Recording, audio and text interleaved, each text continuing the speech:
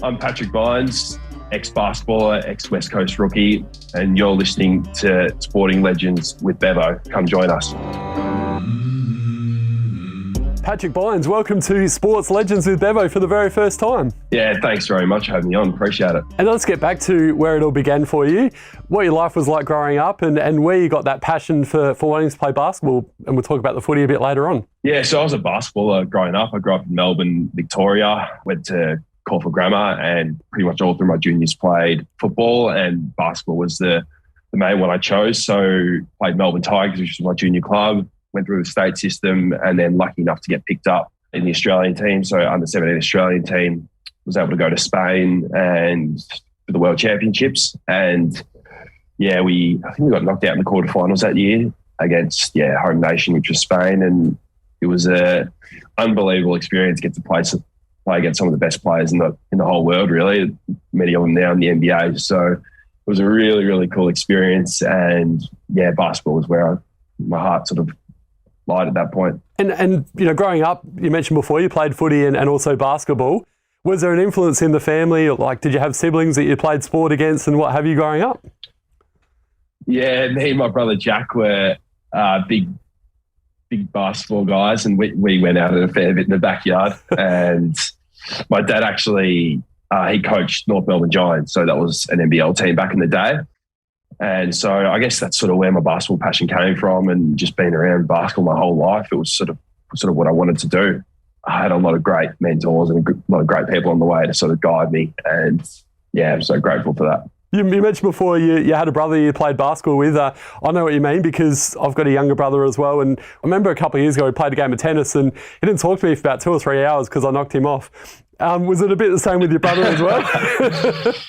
Yeah, it was. We had a fair few battles. I even played a fair bit of pool basketball and everything, and that got pretty heated sometimes. A fair few black eyes and a fair few tears that Mum had to sort out after Mum and Dad. So yeah, it always ended that way. It's always seen someone getting a bit upset, but I mean, that's just who we were. We were pretty passionate about it, and yeah, I don't like to lose, and he didn't either. And you spoke before about the Seaball and playing for the Melbourne Tigers. Was there ever an ambition to play NBL, and did you get close to playing NBL, Paddy? Yeah, I mean, it was interesting when I was growing up. It's crazy to think it was only about 5 years ago now, but Seaball was at what NBL 1 is now, and there was no real pathway in terms of once you finish your junior career at under 18 in your state, like the NBL was looking like it was going to go under at some point. So there was no pathway with the NBA from the NBL. It was pretty much you can go to college or, well, you go overseas to go play professional straight away. I wasn't that keen on going to college. I'm a bit of a homeboy. I sort of love Australia and love Melbourne, and I was pretty keen. I was speaking to a few clubs from the NBL, but it just wasn't a really good league back then. Like, it really wasn't. And what Larry Kesselman's done with the NBA now and putting some money into it, and there's so much home talent here, and it's so great to see that, you know, people are finally getting these pathways now. And going from basketball to footy, you mentioned it before, you played both sports. What made you decide to transition from basketball to footy, and how'd you find that transition? Yeah, it was a bit of a tough one. I mean, I think the hardest bit was just the endurance running, because you probably run 15 Ks in a game of footy, but basketball, it's more just sort of stop, start, sprint stuff. Whereas footy, you know, it's longer distance and you're always sort of on your feet and you're not giving 100% all the time. But I guess that was the hardest thing, was actually just getting my body like footy ready, I guess. Like and all the gym work you do is so different compared like professional basketball to AFL. It's just so different. So I guess I had to adjust everything, and the strength and conditioning guys did a lot of work with me, not only with my diet, but I guess just changing what my body looked like. And the transition of that was it was unreal. Looking at photos now, it was crazy to think you can change someone's body in 6 to 12 months like that. And where did you play your footy before getting picked up by West Coast, which we'll speak about in a minute? So I was East Brighton Vampires, and that was my local club. I went as a category B rookie. So the rules around that were you're not allowed to play an official game. So during sort of year 11, year 12, I'd do a couple training sessions, but like you can train with them, but you just can't play a game. So, I mean, I felt like I was throwing right during training, but it's so different in a game situation. And yeah, I got a bit of a shock once you stepped into a game. Once I was actually signed, it was interesting. Definitely was. Well, so when you got picked up by West Coast, you'd actually only played sort of a minimal amount of footy with East Brighton. Is that what you're saying? Yeah, and just training with Corporal Grammar football team, like my school team. Wow. So you can do match simulation, but that's I guess AFL clubs are sort of taking a punt on them because, yeah, they've actually never played an official game of football like full-time or anything like that. It's all sort of match simulation at wherever they've sort of grown up, really, at the best, and more just individual training. So if you find a good Category B rookie, the recruiter's done a pretty good job. That's unbelievable. So let's talk about arriving at West Coast, because they've just won the flag in 2018. You got picked up as a Category B rookie, as you mentioned. What was it like rocking up to the West Coast Eagles, a club that had just won a flag, who are on such a high? That must have been a pretty amazing feeling for you, knowing that you'd just been signed up to this club. It was. And yeah, I got to go to the celebrations and attend the grand final with the team, and it was unreal. It was tough because I guess those guys have just come off a flag, and a lot of guys missed out on that as well. Like, they're so hungry for more.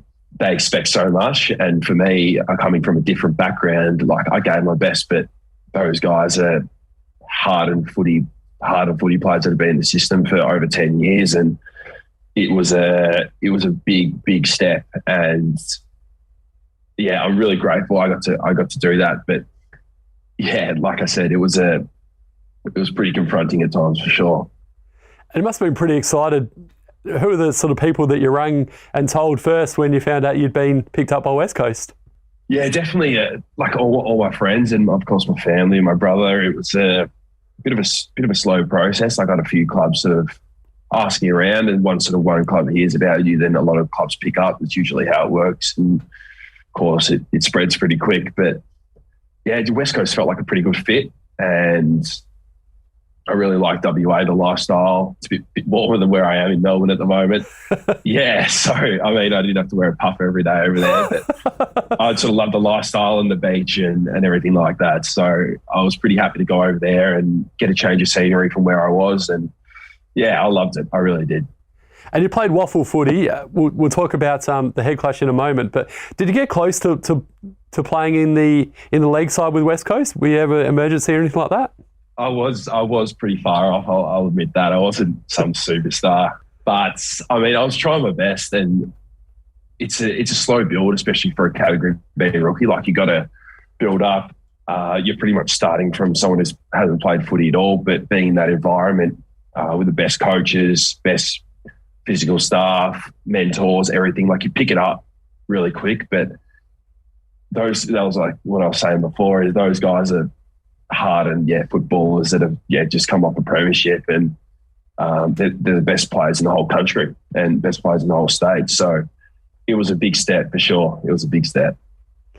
And the waffle, unfortunately, you copped a pretty heavy knock. Tell us about that incident, and then obviously afterwards, everything that happened, because you went through some horrific injuries, Paddy. Yeah, it was just it was a waffle game sort of towards the end of the year. I'd come back from a hernia, so it was a really slow build back. And I remember just copping a hit in the head. It was sort of my neck, but I think we were already down in numbers, and you just play out the game. Like, I was already sort of on the borderline of getting a contract for the next year, so the last thing you want to do is sit out any more games. And I just played out the game, and I reported it to injury clinic the next morning, but I just woke up in so much pain, and I genuinely thought, like, I just slept on my neck bad and whatever it is. And yeah, I guess I really struggled from that point on. And at the end of the year, things didn't go my way, unfortunately. But I sort of knew, like, it wasn't at that stage. So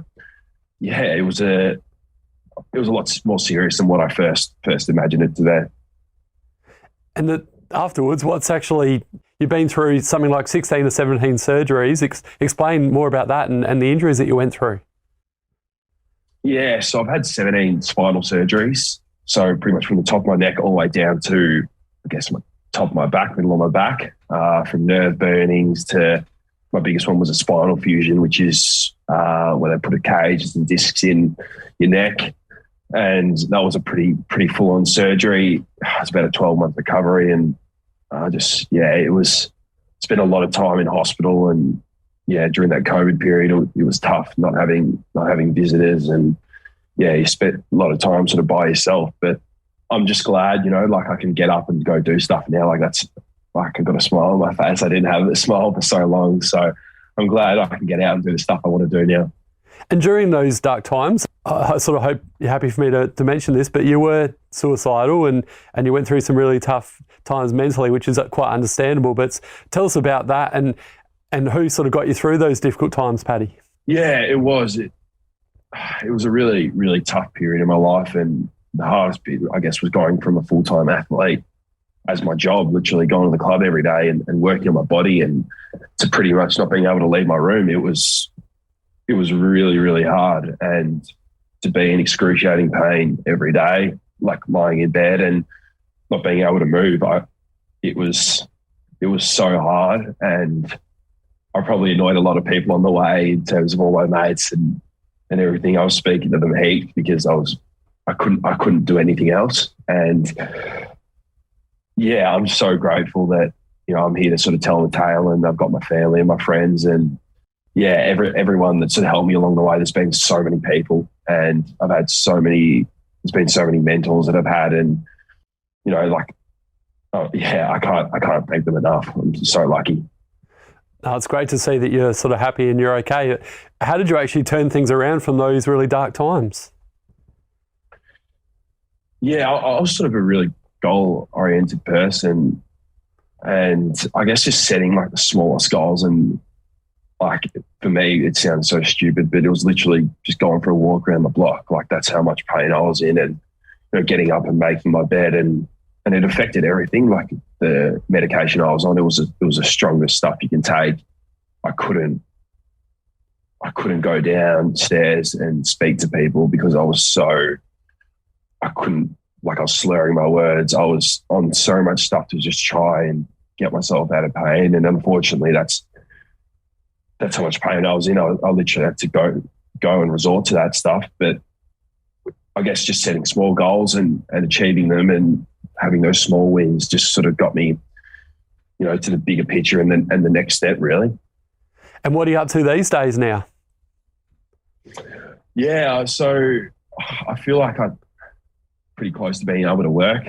The last sort of few months I've been just trying to work on my body and been getting all the treatment I need and seeing the best sort of physios and osteos and that's what I sort of want. I want to be able to get myself to a stage where I can get back in the workforce and I can pick up things again, because I feel like I've got my life back to some degree. I just want to get that next step and, be able to, live like a normal person, really.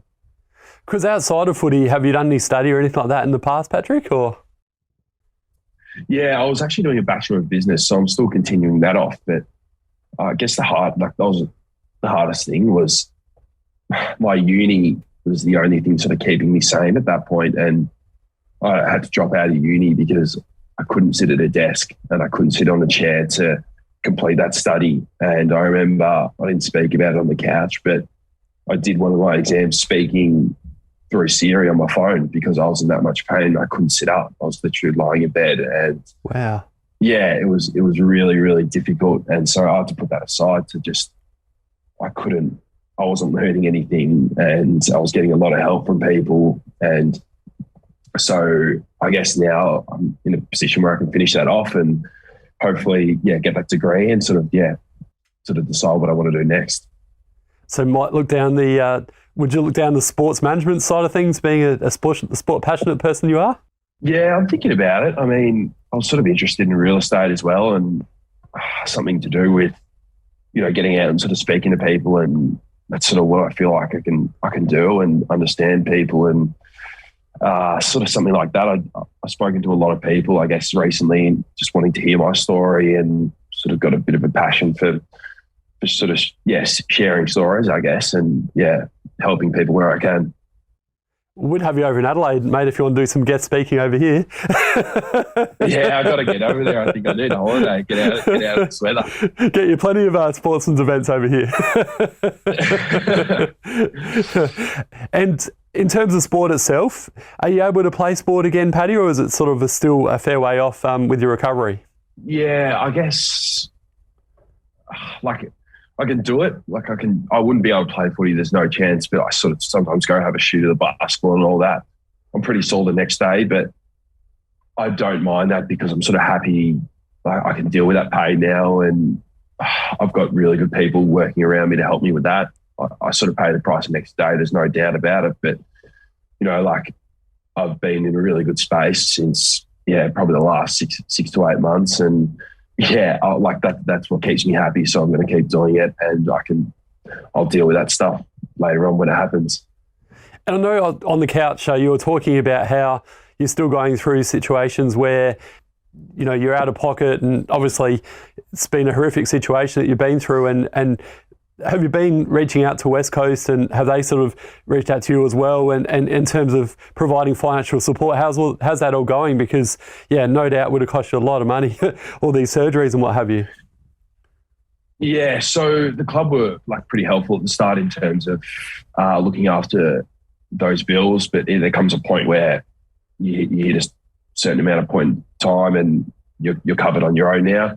The PA, they're pretty restricted in what they can and can't cover you. So everything now, sort of I pay out of my own pocket, physios and osteos and gym, that's all out of my own pocket. And I'm fine with doing that because I just want to get myself back to a stage where I can go out and do stuff. So I don't mind doing that, and sort of got to an agreement with the insurance fund, and we're still working with the AFL and sort of the AFL compensation, work safe or work cover that will be able to support me for my life, because that's one thing is that AFL players can't get. There's no income protection, there's no work cover. So once you're injured, there's no sort of safety net or protection in terms of financial support. See, that's something they really need to look at, especially with all these players getting side effects from concussions and what have you from their careers. Yeah, absolutely. And I guess the longer it goes on, the more advanced we get in our research and the more we're going to find out about this stuff. But everything neuro-related, even from your brain, but also to your spinal cord, it really does affect everything. And concussion's a tough one, but also just body injuries in general. There are plenty of players who have leg injuries that can't walk now, and that affects their whole life, and they've got families and everything they want to go do stuff with that they can't do. So it's an important one. And I think the AFL are doing stuff on it now, and they're working with it, but putting something in place that actually supports those athletes for their whole lives, because it's such a brutal sport. It's the only sport that has 360-degree contact, no protective gear, and you see those videos of those American athletes watching it, and they can't believe what we put our bodies through, and they cringe. They really do. And we got to do a bit more to protect athletes in Australia, especially AFL. Yeah, 100% agree with you. I never played at the highest level, but I've copped some massive hits before playing, country footy and what have you, even over there in Melbourne. I remember running back into a pack and got crunched by a 120-kilo teammate of mine. So I know exactly what you mean by that. Yeah, I'll tell you what, and those VAPA levels in country footy and local leagues, you learn how to hit in the AFL and you learn how to brace contact. Those leagues are, if not tougher than the AFL. So I can feel you on that for sure. And looking back at your career from more of a positive perspective, Paddy, you mentioned before you played for Australia at a junior level, but what else have been some of your sporting highlights through your career? Yeah, I guess sort of the state team, all the way through the state team, winning a national championship. I was a captain of that under 18s, and like I said, playing against the top athletes in Australia, and then just going through that system. I had Chris Anstey as my coach through basketball and corporal grammar, and he helped me a lot all the way through. And the Melbourne Tigers as well. There's been so many top people go through there that help with your development as a person and as a basketballer. But I didn't achieve much in footy, but I got to meet like a lot of great people on the way, which I hold really high. And do you feel as though if you hadn't crossed over to footy and you stayed with basketball, you could have played NBL or maybe even over there at the NBA level? I think I probably could have had a European career, like sort of in the EuroLeague and definitely in the NBL. Like I really do believe that. I just wasn't at this, like the league where it is now. It just wasn't anywhere close to, like it just wasn't a pathway then, and the NBL wasn't even being spoken about. I mean, it's interesting because it's so good to see like actual kids and all that coming through, have something to look forward to and work towards, because it was college or, it was nothing. It really was. So, and I got a lot of like mates playing the NBA now. So it's so good to see them doing well, and, hearing the stories about what they're doing. It's really, really good. It's a great attitude, mate. I love it. Also, in terms of outside interests away from sport, are you a talented musician? You play, the guitar or anything like that to keep yourself busy? Oh, I don't. I don't have many.